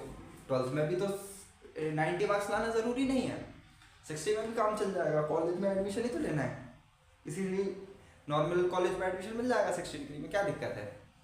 नहीं भैया, अगर आप JEE का पेपर देना चाहते हो तो सबसे पहली प्रॉब्लम तो यही है कि 75% होने चाहिए आपके, मतलब 75 तो चाहिए है। और इतने सारे जो रिश्तेदार बैठे हैं भूखे कि जब ये बच्ची 12th में आएगी, ये बच्चा 12th में आएगा, तो मैं उनको फ़ोन लगा के पूछूंगा कि भाई कितने परसेंटेज आए, तो उसके लिए भी करना है। और मैं ज़रूरी नहीं बोल रहा हूँ कि हमें सोसाइटी के लिए करना है, अरे खुद के सेल्फ सेटिस्फेक्शन के लिए भी तो करना है यार। पता बहुत अच्छा फील आता है जब पता 12th का रिजल्ट आता है और आपके अच्छे परसेंटेज आते हैं ना, तो आप एकदम ऐसे बिल्कुल पूरा चेस्ट जो है ना वो फूल जाता है, काफ़ी अंदर से कॉन्फिडेंट फील करते हो आप। तो कॉन्फिडेंट फील करते हो, कॉल लगा लगा के सबको बताते हो कि मेरे इतने परसेंटेज आए, मेरे इतने परसेंटेज आए। अपने कजन्स को बोलते हो कि हमारी स्टोरी लगाओ, व्हाट्सएप पर स्टेटस लगाओ, तो वो अच्छा लगता है काफ़ी। इसलिए ट्राई करो कि खुद को कॉन्फिडेंस देने के लिए, खुद को सेल्फ कॉन्फिडेंस देने के लिए पढ़ाई करो, अच्छे मार्क्स लाओ, क्योंकि आजकल आप लोग देख रहे हो कि कंपटीशन कितना ज़्यादा बढ़ गया है। वैसे तो मार्क्स इतना इंपॉर्टेंट नहीं होते, मैं खुद इन चीज़ों पर ज़्यादा बिलीव नहीं करता हूँ, लेकिन भाई अगर कोई हाँ हमें इसी चीज़ से जज कर रहा है कि हमारे कितने मार्क्स आए हैं, कर लेने दो ना। और अगर हम लोग अच्छी पढ़ाई करेंगे तो मार्क्स तो अपने आप ही आ जाएंगे। 3D8 का वो नॉलेज नहीं है कि नॉलेज के पीछे भागोगे तो नौकरी तो पीछे पीछे चली आएगी। तो वैसे ही आप लोग भी अगर अच्छे से पढ़ोगे, अच्छे कॉन्सेप्ट याद करोगे, अच्छे फॉर्मूले से पता रहेंगे, तो मार्क्स तो अपने आप ही आ जाने हैं, तो टेंशन काहे किया, चलो अपन बस पढ़ाई करते हैं। अब आपने 3 शब्द सुन रखे होंगे, कौन कौन से 3 शब्द? Domain, range, codomain. ये 3 शब्द आप लोगों ने सुनकर आए होंगे। एक होता है फंक्शन, एक होता है relation, one one, onto, many one, और ज्यादा बच्चों ने नहीं सुना होगा लेकिन कुछ बच्चों ने सुना होगा इनटू फंक्शन। ये सब हमने सेट्स में पढ़कर आए थे और हमने वहां पर अच्छे से इनको समझा था कि डोमेन क्या होता है, रेंज क्या होती है, कोडोमेन क्या होता है, फंक्शन क्या होता है, रिलेशन क्या होता है, वन वन क्या होता है, ऑन टू क्या होता है, मैनी वन क्या होता है और इनटू क्या होता है। वैसे तो इस बार भी आपको रिलेशन फंक्शन है, तो जब मैं आपको पढ़ाऊंगा तो ये सारी स्टेप्स आपको क्या करूंगा, एक्सप्लेन करूंगा। लेकिन कुछ टर्म अभी एक्सप्लेन करनी जरूरी है, जैसे कि डोमेन क्या होता है, रेंज क्या होती है। कोडोमेन तो सिंपल सी चीज है कि भाई कोडोमेन तो पूरा एक सेट होता है, मतलब पूरे रियल नंबर का सेट होता है, तो ये भी हम लोग सीख लेंगे। फंक्शन क्या होता है, रिलेशन क्या होता है, ये हम रिलेशन फंक्शन वाले चैप्टर में अच्छे से पढ़ लेंगे, तो इसका इतना काम नहीं है। हाँ, वन वन पढ़ना पड़ेगा और ऑन टू पढ़ना पड़ेगा। क्यों? क्योंकि अगर ये दोनों हो जाता है तो कोई भी फंक्शन इनवर्टिबल हो जाता है। अब इनवर्टिबल तो आप लोगों ने सीख कर आए हो कि जिसका क्या निकले, इनवर्स निकले, मतलब जिसका इनवर्स एग्जिस्ट करे। भैया अभी इनवर्स आपने डिटरमिनेंट में पढ़ाया था, आप यहाँ भी पढ़ाने लगे, यार इसका तो नाम ही है इनवर्स ट्रिग्नोमेट्रिक फंक्शन, मतलब इनवर्स तो एग्जिस्ट करना ही पड़ेगा, और इनवर्स एग्जिस्ट करेगा तो आपको इनवर्टिबल पता होना चाहिए कि अगर कोई फंक्शन वन वन और ऑन टू दोनों हो जाता है तो वो इनवर्टिबल फंक्शन हो जाता है, मतलब उसका इनवर्स एग्जिस्ट करता है। क्यों? क्योंकि वहां भी तो हमने पढ़कर आए थे कि भाई यूनिक सॉल्यूशन वाले केस में जब हम इक्वेशंस को सॉल्व कर रहे थे और उनका यूनिक सॉल्यूशन निकल रहा था, मतलब वो वन वन हो रहे थे, तो वहां पर हम लोग डिटरमिनेंट के केस से जज कर लेते थे कि अगर किसी का डिटरमिनेंट नॉन जीरो है तो उसका इनवर्स एग्जिस्ट करेगा। तो यहाँ पर हमें क्या करना है, वन वन और ऑन टू देखना है। इतना ज्यादा काम नहीं है, लेकिन हाँ थोड़े थोड़े टर्म्स पता होने चाहिए, धीरे धीरे करके अपने माइंड में बिठालना चालू करो, अपनी जो मेमोरी है उसमें ये सारी चीजें डालना चालू करो, क्योंकि अच्छा लगता है जब इस तरह के वर्ड्स का यूज करते हो। तो अब हम लोगों ने पिछली बार शायद साइड्स में आप लोगों ने ऐसे 2 डायग्राम पढ़ रखे होंगे, एक होती थी x, एक होता था y, ठीक है। यहाँ हम कुछ नंबर लिखते थे, तो यहाँ हम कुछ नंबर लिखते थे, तो इसको हम डिनोट करते थे कोडोमेन से। और कोडोमेन क्या होता है, पूरा जो भी सेट होता है, ठीक है। फिर इसके अंदर जो भी वैल्यूज आती थी, इस इतनी जहां जहां तक हमारी वैल्यूज आई हैं उसको हम रेंज सेट से डिनोट करते थे, और बाकी पूरा जो होता था कोडोमेन होता था, और इसको हम इस वाले ब्रैकेट को हम डोमेन से करते थे, इस वाले डायग्राम को हम डिनोट, ठीक है। और फिर अगर हम देखते थे कि फिर पहले देखते थे फंक्शन, तो फंक्शन और रिलेशन वो सारी चीजें चलो छोड़ भी दो। फंक्शन कैसे देखते थे कि अगर भाई एक एरो एक ही बंदे पर जाकर लगा है और वो यूनिक है, जैसे अगर यहाँ से एक और एरो निकाल के लाऊं और वो इसमें लगा दूं, तो ये देखो 2 लोगों की इमेज एक बन रही है, मतलब ये मैनी वन वाला काम हो गया। तो अगर वन वन देखना है तो वन वन कैसे देखेंगे कि एक एरो एक ही बंदे पर जाकर लग रहा है, मतलब हर बंदे की इमेज यूनिक है, तो ये क्या होता था, वन वन होता था। और फिर अगर कोडोमेन किसके इक्वल हो जाती थी, codomain is equal to range हो जाता था, तो ये क्या हो जाता था, हमारा ऑन टू फंक्शन बन जाता था। क्या बन जाता था, ऑन टू बन जाता था। फिर हम लोग वहाँ प्रूफ करते थे x1 equal to x2, then f of x1 equals to f of x2, तो ये सारी चीजें हम प्रूफ करते थे। तो अभी मैं आपको जब थोड़ा सा सिखाऊंगा तो थोड़ा थोड़ा बताता रहूँगा, ज्यादा एकदम से हैवी चीजें नहीं डाल रहा हूँ, क्योंकि फिर इनवर्स ट्रिग्नोमेट्री बुरी लगने लगेगी, ठीक है। कि रिलेशन फंक्शन को भी इसी में डाल दिया, मैट्रिक्स को भी इसी में डाल दिया, डिटरमिनेंट को भी इसमें डाल दिया, सब कुछ डाल दिया, तो वो सारी चीजें हम लोग नहीं करेंगे, ठीक है। चलो हाँ, लेकिन हर एक फंक्शन का क्या होता है, डोमेन होता है, रेंज होती है, जो आप लोगों ने क्लास 11 में पढ़कर आए होंगे, ठीक है। भैया वो सारी चीज़ें तो याद ही नहीं है, चलो ब्रैकेट बनाते हैं, याद करते हैं, फॉर्मूला में लिखते हैं और बार बार पढ़ते हैं, तो बार बार पढ़ेंगे तो बार बार याद हो जाएगी चीज़। चलो, तो आज से हम हमारा basic concept of trigonometry start करते हैं। अभी हम ट्रिग्नोमेट्री पर आते हैं, फिर इसके बाद हम इनवर्स ट्रिग्नोमेट्री के डोमेन रेंज देखेंगे। तो पहले हम स्टार्ट कर रहे हैं ट्रिग्नोमेट्री। तो पहले क्या करते हैं, साइन, जिसे आप साइन से जानते हो, कोसाइन जिसे आप कॉस से जानते हो, टेंजेंट जिसे आप टेन से जानते हो, कोटेंजेंट जिसे आप कॉट से जानते हो, सीकेंट जिसे आप सेक से जानते हो, कोसिकेंट जिसे आप कोसेक से जानते हो, तो ये सारी चीज़ें आपको पता है, यहाँ तक तो कोई दिक्कत नहीं है। और ये तो थ्योरी वाला पार्ट है, इतना थोड़ी याद करना है कि साइन को किस नाम से जानते हैं, ये तो हम बचपन से करते आ रहे हैं, हमें तो क्वेश्चंस करने हैं, उन पर ध्यान देते हैं, ठीक है। लेकिन भाई अगर हम मैथ्स पढ़ रहे हैं तो अच्छी चीज़ें पढ़े ना। अब देखो भाई, पहले मैं आपको एक बॉक्स बनवाऊंगा, उसके बाद इन सबके ग्राफ बनवा के आपको एक्सप्लेन करूंगा अच्छे से। तो पहले तो आप लोग मेरे साथ साथ इस बॉक्स को बना लो और सिर्फ इस बॉक्स को देख लो। उसके बाद जब मैं आपको ग्राफ बताऊंगा तो उससे ये वैल्यूज और आसान हो जाएगी। कैसे? जैसे साइन, यहाँ लिखते हैं हम डोमेन, यहाँ लिखते हैं हम रेंज। अब डोमेन क्या होती है कि किसी भी फंक्शन के अंदर आप कौन कौन सी वैल्यूज डाल सकते हो जिससे वो फंक्शन क्या हो, नॉट डिफाइंड ना हो। मतलब जैसे अगर आपको मैं बोलूँ 1/x की डोमेन क्या है, 1/x की डोमेन क्या है, तो आप बोल दोगे भैया इसमें तो सारे नंबर डाल सकता हूँ, -∞ to +∞, पूरी रियल नंबर पर जितने भी नंबर आते हैं, रियल लाइन पर जितने भी नंबर आते हैं सब डाल सकते हो।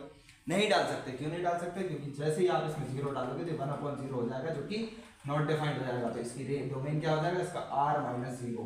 और इस तरह का ब्रैकेट भी आप लोगों ने पढ़कर आए हो, ठीक है। तो इसमें मैं सब कुछ डाल सकता हूँ, पूरा रियल नंबर, पूरे रियल नंबर डाल सकता हूँ, लेकिन 0 नहीं डाल सकता। क्यों नहीं डाल सकता? क्योंकि ये फंक्शन फिर नॉट डिफाइंड हो जाएगा। तो डोमेन क्या चीज़ है, हम फंक्शन के अंदर वो सारी वैल्यूज डाल दें जिससे वो फंक्शन क्या हो, नॉट डिफाइंड ना हो। तो डोमेन क्या है, सारी वैल्यूज जो भी हम डाल सकें जिससे हमें एक वैल्यू मिले, पर्टिकुलर हमें एक वैल्यू मिले, बस नॉट डिफाइंड ना हो। रेंज क्या होती है, रेंज, तो रेंज हमें जो आंसर आता है इसके अंदर जो भी हम वैल्यूज डालेंगे, जैसे हम इसके अंदर जो भी कुछ डाल सकते हैं, हम रियल नंबर में बस 1/0 नहीं डालेंगे तो इसकी रेंज क्या होगी, क्या ये कभी भी 0 हो पाएगा? तो 0 नहीं हो पाएगा। तो ये सारी चीजें, तो रेंज क्या होता है, जो हमें आंसर में मिलता है। और कोडोमेन क्या है, कोडोमेन तो पूरा पहले से ही आर होता है, कोडोमेन का इतना फर्क नहीं पड़ता है, ठीक है। अब भैया ये कैसा आर बनाया आपने, तो एक्चुअली में रियल नंबर को डिनोट करने के लिए यही आर होता है। ये आर रियल नंबर को डिनोट नहीं करता, ये आर करता है, क्योंकि मोटा आर करता है रियल नंबर को डिनोट, ठीक है। तो इस तरह से बनाया जाता है। रेंज क्या होगी, तो भाई ये क्या 0 बन पाएगा क्या? नहीं बन पाएगा। तो इसके अलावा इसकी भी क्या हो जाएगी, जो हमारी इसकी रेंज हो जाएगी r-0 हो जाएगी। क्यों? क्योंकि भाई ये 0 तो कभी हो ही नहीं पाएगा, कुछ भी ऐसा नंबर नहीं है, ठीक है। बाकी ये सारे नंबर्स लेगा, हाँ मतलब सब कुछ ही ले सकता है, 1 डालेंगे फिर, ठीक है। क्या ये कभी भी 2 बन पाएगा? सोचो भाई, जब मैं अगर इसको 1 को 2/1 से नहीं 1/2 से डिवाइड करूंगा, क्या करूंगा मैं 1/1 को समझा रहा हूँ, 1/2 से डिवाइड करूंगा तो 2 भी तो आंसर आ जाएगा। तो मतलब पूरे रियल नंबर के सारे नंबर आ सकते हैं, सिर्फ 0 इसके रेंज में नहीं आएगा, ठीक है। तो क्या ये रेंज ऑन टू फंक्शन है? तो नहीं, ये ऑन टू फंक्शन क्यों नहीं है? क्योंकि भाई ध्यान से देखो, रेंज और कोडोमेन इक्वल नहीं है, तो ये ऑन टू नहीं है। अब क्या ये 1/1 फंक्शन है? तो 1/1 के लिए थोड़े से क्राइटेरिया अलग है। जैसे x² क्या 1/1 फंक्शन है? नहीं। क्यों? क्योंकि भाई 2 की वैल्यू भी 4 है। x² अगर फंक्शन बना दूं मैं, यार ये तो मैं सोच रहा हूँ थोड़ा सा ज्यादा खींच रहा हूँ आपको, अगर मैं -2 की वैल्यू डालूं तो वो भी क्या आ जाएगा, 4 आ जाएगा। 2 का वैल्यू डालूं तो वो भी 4 आ जाएगा। तो क्या ये 1/1 फंक्शन है? नहीं 1/1 फंक्शन है। तो 1/1 ऑन टू अभी मुझे आपको अभी से सिखाने की जरूरत नहीं है, क्योंकि मैं आपको रिलेशन फंक्शन में बहुत अच्छे डायग्राम और बहुत अच्छी थ्योरी के साथ सिखाऊंगा। तो बस एक थोड़ी सी चीज सिखानी थी मुझे कि वो डोमेन क्या होता है, रेंज क्या होता है। डोमेन क्या होता है? डोमेन एक्चुअली में वो सारी वैल्यूज होती हैं जो हम किसी भी फंक्शन के अंदर डाल सकते हैं, जिससे कि बस वो फंक्शन नॉट डिफाइंड ना हो। मतलब नॉट डिफाइंड जहाँ भी हो गया वो उसके डोमेन में नहीं आएगा। और रेंज क्या होती है? तो जो रिजल्टेंट मिलता है हमें जब फंक्शन में हमने कोई वैल्यू डाली, भाई मशीन के अंदर जब हम कोई प्रोडक्ट डाल रहे हैं, जैसे अगर हम चक्की के अंदर गेहूँ डाल रहे हैं तो हमें आटा मिल रहा है, तो आटा क्या है? हमारा रेंज है। और जो हम गेहूँ डाल रहे हैं वो क्या है? हमारी डोमेन है। सिंपल सी चीज है। तो भैया फिर तो बेसन भी तो मिल सकता है। तो कोडोमेन के अंदर तो सब कुछ आता है। तो रेंज और डोमेन में समझ आया मीनिंग क्या है कि भाई एक फंक्शन के अंदर हम जो जो वैल्यूज डालते हैं बस वो फंक्शन हमारा नॉट डिफाइंड ना हो, या मतलब मशीन के अंदर हम सारी वैल्यूज डालते हैं लेकिन वो मशीन बंद ना हो कभी। अगर बंद हो गई तो वो हमारी डोमेन में नहीं आएगी। कि जैसे हम गेहूं की चक्की के अंदर हम लोग पत्थर डालकर पत्थर को नहीं पीसेंगे, नहीं तो ऐसा तो खराब हो जाएगी। तो सिंपल सी चीज़ है कि डोमेन क्या है? डोमेन वो फंक्शन के सारे वैल्यूज हैं जो हम उसके अंदर डाल सकते हैं और हमें बस वो चीज़ नॉट डिफाइंड ना मिले, तो वो सारी वैल्यूज डोमेन कहलाएंगी। और रेंज क्या है? जब हमने उसके अंदर फंक्शन के अंदर वैल्यूज डाली और हमें जो रिजल्ट मिला, हमें जो आंसर मिले, वो सब हमारी रेंज में हो जाते हैं। तो साइन के अंदर क्या सब कुछ डाल सकते हो? हाँ बिल्कुल डाल सकते हो। तो साइन के अंदर, साइन का डोमेन क्या है? आर है। आर बोले तो रियल नंबर। कोसाइन कॉस का डोमेन क्या है? ये भी आर है। तो इसकी रेंज कहाँ से कहाँ तक होती है? तो अब अगर आप लोगों ने रेंज याद करके आए होंगे तो बहुत अच्छी बात है, नहीं तो अभी मैं आपको लिखवा देता हूँ, फिर मैं आपको सिखाऊंगा ये चीज़ कि कैसे। ठीक है, जब मैं आपको ग्राफ बनवाऊंगा तो उसकी मदद से ये सिखाऊंगा कि इसकी जो रेंज होती है वो -1 से 1 के बीच में लाया करती है। मतलब हमारा जो साइन का ग्राफ होता है वो इस तरीके से कुछ नागिन बनते हुए चलता है और वो 1 और -1 के बीच में ही रहता है। ठीक है, अब इसी तरीके से हम लोग tan का काम करते हैं। अब tan का काम कैसे करेंगे, तो ध्यान से देखो, अगर मैं tan को लिखना चाहूँ तो मैं क्या लिख सकता हूँ, साइन अपन कॉस लिख सकता हूँ कि नहीं लिख सकता हूँ, लिख सकता हूँ भाई। तो मतलब कॉस कभी भी 0 नहीं बनना चाहिए। क्यों नहीं बनना चाहिए, क्योंकि अगर कॉस 0 बन गया तो tan नॉट डिफाइंड हो जाएगा। और मैंने अभी सिखाया है कि डोमेन के अंदर हम वही वैल्यूज डाल सकते हैं जिस पर फंक्शन क्या हो, नॉट डिफाइंड ना हो। तो ऐसे तो अगर मैं इस पर साइन में कोई भी वैल्यूज ले लूँ मैं, और कॉस में मैं एक काम करता हूँ, मैं 90 डिग्री डाल देता हूँ। अरे 90 डिग्री डालने पर तो ये तो 0 हो जाएगा, तो साइन बाय 0, ये तो नॉट डिफाइंड चीज आ गई। मतलब भाई ये इसके अंदर डोमेन में नहीं आ पाएगा। अब डोमेन में नहीं आ पाएगा तो भैया ने तो अब भी बताया था कि भाई मशीन काम करेगी नहीं, तो इसके अंदर से हमें ये सब वर्ड निकालना पड़ेगा। लेकिन क्या सिर्फ 90 डिग्री पे ये नॉट डिफाइंड होगा, भाई आगे भी तो हो सकता है। क्यों, क्योंकि हमारे सारी चीजें क्या है, साइक्लिक फंक्शन है, पीरियोडिक फंक्शन है। क्या है, हमारे सारे पीरियोडिक फंक्शन है, हर एक पीरियड के बाद चेंज होते जाते हैं, पाई, 2 पाई, 3 पाई, 4 पाई, 5 पाई। इस तरह से इसको लिखे कैसे, क्या मैं इसको 2 पाई लिख दूं, 3 पाई लिख दूं, 4 पाई लिख दूं, n पाई लिख दूं, कुछ तो करना पड़ेगा। चलो क्या कर सकते हैं, कुछ तो देखते हैं। 10 है ना, चलो तो पहले एक काम करते हैं, हमारा जो कॉस है वो कहाँ कहाँ मतलब 0 बनता है, π/2 पे बनता है, क्या 2 पाई पे बनता है, 2 पाई पे बनेगा क्या। अरे यार भैया ये तो हमें पता ही नहीं है कि बनेगा कि नहीं बनेगा। अरे यार कैसी बात कर रहे हो यार, अब भी सिखाया मैंने कि cos 2 पाई की वैल्यू कैसे निकाल सकते हैं, cos 360 डिग्री। तो cos 360 को कैसे लिख सकता हूँ, मैं चाहूँ तो cos को लिख सकता हूँ 360 डिग्री माइनस 0 डिग्री। अरे ये तो अब भी सीख कर आए थे हम लोग। और cos 360 माइनस डिग्री मतलब फोर्थ क्वाड्रेंट, जहाँ cos ही पॉजिटिव है, मतलब नेगेटिव का साइन तो आएगा नहीं। तो cos 0 डिग्री, और cos 0 डिग्री क्या होता है, 1 होता है। अरे ये तो 0 नहीं हुआ 2 पाई पे, क्या ये 3 π/2 पे 0 हो रहा है। चलो चेक कर लेते हैं, 3 π/2 कितना होता है, π/2 हमारा 90 होता है, और 90 में हम 3 का मल्टीप्लाई करते हैं तो क्या होता है, 270 डिग्री होती है। तो 270 को चेक कर लेते हैं, तो cos 270 डिग्री वैल्यू, तो cos 270 को कैसे लिख सकता हूँ, मैं लिख सकता हूँ 360 डिग्री माइनस का 90 डिग्री। अरे हाँ यार, ये तो इसको ऐसे लिख सकते हैं। और cos 360 माइनस 90 मतलब फोर्थ क्वाड्रेंट, जहाँ पर cos तो पॉजिटिव है तो हमें साइन नहीं लगाना, cos 90 की वैल्यू, तो cos 90, और cos 90 क्या होता है 0। अरे ये तो देखो 3 π/2 पे भी हो गया। मतलब एक चीज समझ में आ रही है कि भाई ये फिर जब 3 पाई होगा तब तो हमारा फिर वैल्यू कुछ और देगा, लेकिन 5 π/2 होगा तो 0 देगा। मतलब अगर ध्यान से देखो कि 1, 3 और 5 और 2 π/2, 3 π/2 इस तरह से नहीं, हाँ बस इतना, इसको हटा दो। ठीक है, 2 π/2 इसको भी चलो छोड़ो, 2 पाई भी होगा तो पाई पर भी नहीं देता है। ठीक है, तो अब हम लोगों ने क्या चीज सीखी, एक चीज यहां से अगर हम लोग नोटिस करें कि ऑड मल्टीपल ऑफ π/2 पर cos क्या होता है, 0 होता है, जो आपके टीचर्स ने क्लास 11th में आपको सिखा रखे होंगे। तो चलो मतलब ये चीज समझ में आ गई कि भाई 10 कहाँ कहाँ नॉट डिफाइंड हो सकता है, जहां जहां cos 0 होगा। और cos कहाँ कहाँ 0 होता है, तो cos हमारा 0 होता है ऑड मल्टीपल ऑफ 2 π/2। तो ऑड मल्टीपल कैसे लिखूंगा, तो मैं लिखूंगा r माइनस 2n प्लस 1 π/2। अब जब मैं क्लास 11th में था मुझे जो रिप्रेजेंटेशन है ये समझ नहीं आती थी, मैं बहुत ज़्यादा कंफ्यूज होता था। अब n कहाँ से आएगा, n को मैं यहाँ से लिख देता हूँ, n बिलोंग टू z, और z क्या होते हैं, इंटीजर्स होते हैं, मैं लिख देता हूँ। ठीक है, अब ये क्या क्यों किया, जब देखो मैं इसमें 0 डालूंगा तो π/2 0 होता है, मतलब r के अंदर से π/2 हमारा नहीं आना चाहिए।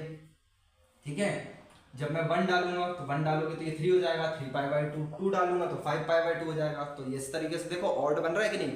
तो सिर्फ हमें ऑड नंबर को रिप्रेजेंट करने के लिए 2n प्लस 1 की जरूरत पड़ती है, तो इसमें कंफ्यूज होने वाली इस बात नहीं है। आप डाल के देखो, जब 0 डालोगे तो 1 हो जाएगा, 1 डालोगे तो 3 हो जाएगा, 2 डालोगे तो 5 हो जाएगा, 3 डालोगे तो 7 हो जाएगा, मतलब ऑड नंबर ले रहा है, ऑड मल्टीपल ऑफ π/2। तो हम वो सारी चीजें यहाँ पर नहीं डाल सकते हैं। ठीक है, चलो अब 10 का रेंज क्या होती है, तो 10 की जो रेंज होती है 10 की वो पूरा रियल नंबर होता है। ठीक है, चलो अब कॉट में आते हैं, तो कॉट को किस तरह से लिख सकते हैं, हम लिख सकते हैं कॉस अपॉन साइन। भाई यहाँ पर भी वही चीज है कि साइन जहां जहां 0 होता है वहां वहां हमें क्या करना पड़ेगा, हटाना पड़ेगा।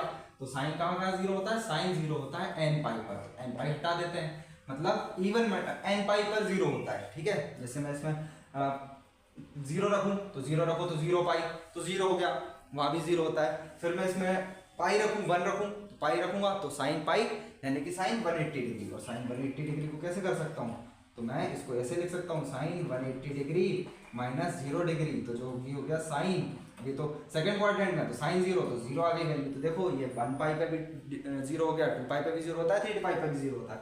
तो इस तरह से हमारा जो कॉट होगा वो कहाँ कहाँ डोमेन रखेगा अपनी, मतलब कहाँ कहाँ उसकी डोमेन होगी, बस भाई जहाँ पर साइन 0 ना हो। तो इसलिए हमारे जो डोमेन आ जाएगी वो आ जाएगी रियल नंबर माइनस n पाई। रियल नंबर की सारी वैल्यूज रख सकते हो, लेकिन सिर्फ 1 पाई 2 पाई 3 पाई 4 पाई 5 पाई 6 पाई ये सारी वैल्यूज आप लोग नहीं रख सकते हो। चलो तो ये तो सिंपल चीज, इसका तो ये रेंज भी क्या कर ले लेता है, r ले लेता है। अब सेक और कॉसेक और देख लेते हैं, तो ध्यान से देखो। तो मैंने सेक भी सिखा रखा है, सेक क्या होता है 1 अपॉन कॉस होता है, और कॉसेक क्या होता है 1 अपॉन साइन होता है। तो देखो जिस तरीके से हमने tan और कॉट की रेंज निकाली, उसी तरीके से हम क्या करेंगे सेक और कॉसेक की निकालेंगे। क्यों, क्योंकि भाई कॉस जहाँ जहाँ 0 होता है वहाँ हमारे सेक की डोमेन नहीं हो सकती, जहाँ जहाँ साइन 0 होता है वहाँ हमारी कॉसेक की डोमेन नहीं हो सकती। तो सेक की डोमेन कहाँ कहाँ होगी, तो सेक की डोमेन होगी पूरी रियल नंबर, लेकिन सिर्फ ये नहीं होगा तो 2n + 1 पाई बाई 2। क्यों, क्योंकि इस जगह पर तो क्या होता है हमारा कॉस जो होता है वो नेगेटिव होता है, और यहाँ पर r। तो हमारा ये जो कॉसेक कहाँ कहाँ 0 होगा, मतलब कॉसेक की डोमेन कहाँ कहाँ नहीं होगी, जहाँ जहाँ साइन क्या हो 0, और साइन कहाँ 0 होता है n पाई पे होता है, ठीक है। यहाँ तक तो हम लोगों को कोई भी दिक्कत नहीं आई है। अब हम भाई यहाँ डोमेन और रेंज में क्या अंतर हो जाएगा, तो यहाँ हो जाएगा r माइनस -1 से 1 और r माइनस -1 से 1। अब ये चीज मैं आपको सिखाऊंगा। ये देखो ध्यान से, ये क्या थे, तो ये हमने सेट्स में पढ़ कर रखे थे, ओपन इंटरवल, क्लोज इंटरवल, ये सारी चीज हम लोग वहां पर सीख कर आए थे। अब आपकी बुक में एनसीईआरटी में ये सेट बिल्डर फॉर्म में दे रखे हैं, ठीक है। हमने 11th क्लास में पढ़ रखा है सेट बिल्डर फॉर्म क्या होता है, रोस्टर फॉर्म क्या होता है, वो भी मैं आपको बता दूंगा। लेकिन अभी आपका काम सिर्फ इस पर ध्यान देना है, वो x जो करके लिख रखा है, देखो r माइनस फिर ब्रैकेट में x such that x belong to और वगैरह वगैरह ये सारी चीजें लिख रखी है। तो वो सारी चीजें मैं आपको नहीं पढ़ाना चाहता। क्यों, क्योंकि जब सिर्फ यही याद रखना है तो उस तरह से क्यों देखें, क्यों कंफ्यूज हो हम फालतू में, ठीक है। तो हमारा जो काम है वो सिर्फ इस ब्रैकेट से चल जाएगा, और सारा n कहाँ से बिलोंग करेगा, n बिलोंग करेगा हमारे इंटीजर से, ठीक है। तो ये हमारा पिछले साल हमने पढ़ रखा था ट्रिग्नोमेट्री, तो उसकी डोमेन और रेंज थी। तो इसी की मदद से इस बार हम साइन इनवर्स, कॉस इनवर्स, पूरे ट्रिग्नोमेट्रिक इनवर्स फंक्शन की डोमेन और रेंज निकालेंगे। कैसे निकालेंगे, अब एक चीज बता दूं मैं आपको कि जो ये रेंज है ना सारी, ये वहां जाकर डोमेन बन जाएगी इनवर्स फंक्शन में, और रेंज थोड़ी सी अलग हो जाएगी, क्योंकि वहां हम एक चीज पढ़ेंगे प्रिंसिपल वैल्यू फंक्शन। क्यों, क्योंकि हमने देखा क्या कि सारे फंक्शन कैसा पीरियोडिक है, हर एक बार चेंज कर लेते हैं। तो भाई फिर तो हर नंबर लाइन पे ये दो एक पीरियड, फिर एक ये पीरियड, फिर एक ये पीरियड, फिर एक ये पीरियड, इस तरह से। तो अब ऐसे में तो कुछ बच्चे यहाँ से आंसर देंगे, कुछ बच्चे यहाँ से आंसर देंगे, कुछ बच्चे यहाँ से आंसर देंगे। तो उस चीज को एक पर्टिकुलरली सेम करने के लिए हमने डिफाइन किया principal value branch. Principal value branch मैं आपको नेक्स्ट वीडियो में बताऊंगा, जहां पर हम लोगों ने हर एक ब्रांच को एक प्रिंसिपल वैल्यू बना ली है कि भाई ये प्रिंसिपल है, इसके अलावा तो सारी हमारी सेम है, वो भी सेम है, लेकिन एक को हमने स्टैंडर्ड मान रखा है, ठीक है। तो ये मुझे लगता है कि आप लोगों को समझ आ गया होगा कि किस तरीके से डोमेन और रेंज पे काम करते हैं। और ये 2n + 1 n क्या होता है, जब मैं अपनी क्लास 11th में था मुझे नहीं आता था समझ, लेकिन मैंने उम्मीद है, मैंने कोशिश करी है कि आप लोगों को समझाने के लिए कि भाई ये किस तरह से ये डोमेन ली जाती है, किस तरह से ये रेंज ली जाती है। तो एक्चुअली में डोमेन वही चीज़ है कि भाई जहाँ पर वैल्यू हमारी नॉट डिफाइंड ना हो उसको छोड़कर बाकी सारे नंबर हमारे डोमेन में आ जाते हैं। और हमने देखा कि 10 को हम लिख सकते हैं साइन अपॉन कॉस, तो नीचे कभी भी 0 नहीं बनना चाहिए। क्यों नहीं बनना चाहिए, क्योंकि 1/0 क्या होता है, 1/0 होता है नॉट डिफाइंड। तो ये हमारी मशीन को खराब कर देगा। तो हमें सिर्फ जहां जहां देखा जाए कि साइन 0 बन रहा था, तो साइन 0 बन रहा था हमारा, नहीं ये कॉस वाला है, तो कॉस 0 कहाँ का बन रहा था, ऑड मल्टीपल ऑफ 5/2। तो ये ऑड नंबर को डिनोट करने के लिए 2n + 1, और इवन नंबर को देखो, ऑड नंबर को इस तरह से रिप्रेजेंट किया जाता है 2n + 1 से, और इवन नंबर को किस तरह से किया जाता है 2n से। कैसे, देखो ध्यान से, जब मैं इसमें 0 रखूंगा तो ये 1 हो जाएगा, जब मैं इसमें 1 रखूंगा तो ये 3 हो जाएगा, 2 रखूंगा तो 5 हो जाएगा, 3 रखूंगा तो 7 हो जाएगा। अब इवन नंबर देखो, ये हो गया ऑड और ये हो गया हमारे इवन। जब मैं इसमें 0 रखूंगा तो 0 तो भाई ठीक है ये ऑड है, ठीक है, और नहीं 0 नहीं है। अब हम देखो हमारे इवन नंबर क्या होते हैं, जब मैं इसमें 1 रखूंगा तो 1, 2 रखूंगा तो 4 हो जाएगा, ये 1 रखूंगा तो 2 हो जाएगा। अरे यार मैं क्या कर रहा हूँ, 1 रखूंगा तो 2 हो जाएगा, 2 रखूंगा तो 4 हो जाएगा, 3 रखूंगा तो 6 हो जाएगा, 4 रखूंगा तो 8 हो जाएगा। और 0 को ज्यादातर हम लोग इवन नंबर ही समझते हैं। वैसे तो ऑड और इवन किसी कैटेगरी में वो अभी तक आता नहीं है, लेकिन फिर भी क्योंकि वो तो देखो जब मैं इसमें 0 रखा तो अब 0 रखो तो ये तो 1 से चालू हो रहा है। क्या ये हमारा कभी भी अगर मैं इसमें 1/2 रखूं तो 1/2 रख नहीं सकता। क्यों नहीं रख सकता? क्योंकि n क्या होता है हमारा, इंटीजर से बिलोंग करता है, तो मुझे इसमें इंटीजर ही रखने पड़ेंगे। तो क्या देखो कभी भी 0 बना पा रहा हूँ? नहीं बना पा रहा हूँ, लेकिन यहाँ पर 0 बना पा रहा हूँ, हाँ बना पा रहा हूँ, इसलिए 0 हमारा एक इवन नंबर होता है। कुछ बच्चों को डाउट होता है कि 0 क्या इवन नंबर है या ऑड नंबर है? तो 0 एक इवन नंबर है। क्यों? क्योंकि वो इस मशीन में देखो डालकर तो इस मशीन से हमें 0 मिल जाता है। ठीक है, तो ये सिर्फ डिनोट करने के लिए कि भाई ऑड नंबर को किस तरह से डिनोट किया जाता है, इवन नंबर को किस तरह से। अब भैया यहाँ तो कोई इवन वाला काम ही नहीं है, यहाँ तो 1 2 3 4 5 से मतलब हर पाई के मल्टीपल पर क्या होगा, वो 0 बनेगा कॉस।